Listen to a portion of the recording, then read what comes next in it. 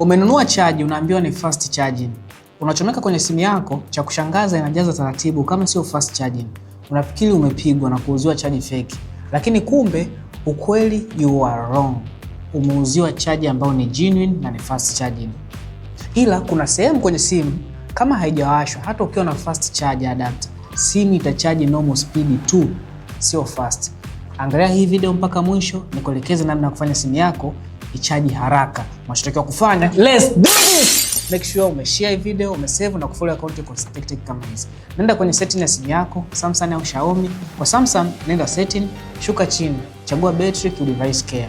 Bonyeza battery, shuka chini, chagua charger setting, washa fast charging.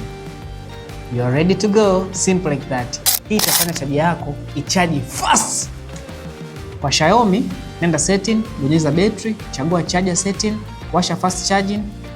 Sasa simu zako zitachaji faster. Watu wengi hawajui hii point, ndio maana wanachaji bila kupata fast charging. Send this video kwa marafiki zako ili wajifunze pia. Simple like that.